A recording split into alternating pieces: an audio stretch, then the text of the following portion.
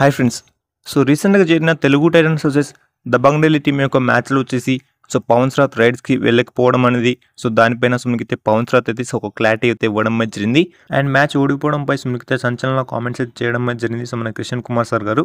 కాబట్టి ఈ వీడియోలో మనకైతే పవన్ శ్రాత్ మనకు ఎందుకు రైడ్ చేయలేకపోయాడు అండ్ క్రిషన్ సార్ వచ్చేసి మనకైతే ఏమేమి కామెంట్ చేశారనేది మనమైతే ఈ వీడియోలో ఫుల్ ఇన్ఫర్మేషన్ అయితే మాట్లాడబోతున్నాం. కాబట్టి తప్పకుండా మీరైతే వీడియోని ఎండ్ చూడండి. వీడియోని అయితే లైక్ చేయండి, షేర్ చేయండి అండ్ ఛానల్ని సబ్స్క్రైబ్ చేసుకోండి. అండ్ ముందుగా పవన్ శ్రాత్ గురించి అయితే మాట్లాడుకుందాం. ఆఫ్టర్ 28 days తర్వాత అయితే పవన్ శ్రాత్ అయితే ఆడడం అయితే జరిగింది నిన్నటి మ్యాచ్లో. కానీ చాలా ఎక్స్పెక్టేషన్తో మనకైతే ఫ్యాన్స్ అయితే ఉన్నారు. కానీ పవన్ శ్రాత్ అయితే మనకైతే రైడ్స్కి వెళ్లకుండా మనకైతే డిఫెన్స్లో అయితే ఉండడం అయితే జరిగింది. దీనిపైన మనకైతే పవన్ శ్రాత్ అయితే ఒక క్లారిటీ అయితే ఇవ్వడం అయితే జరిగింది. నేను వచ్చేసి రైడ్స్కి వెళ్ళకపోవడం అనేది ఒక ప్లాను, ఒక స్ట్రాటజీ అయితే చెప్పడం అయితే జరిగింది. కాబట్టి అండ్ దీనిపైన ముఖ్యంగా పవన్ ఫ్యాన్స్ అయితే చాలా అనుకున్నారు.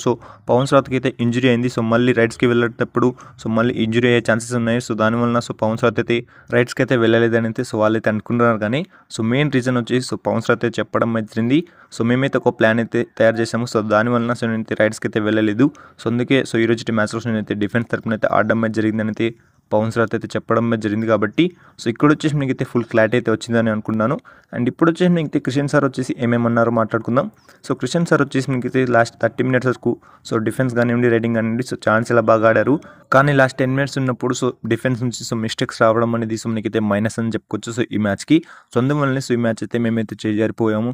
కానీ మనకైతే ఒక పాయింట్ అయితే వచ్చింది. ఇంకా మేమైతే టాప్ 6లో ఉన్నామని అయితే ఒక హోప్ అయితే ఇవ్వడం అయితే జరిగింది మన కిషన్ కుమార్ సార్ గారు.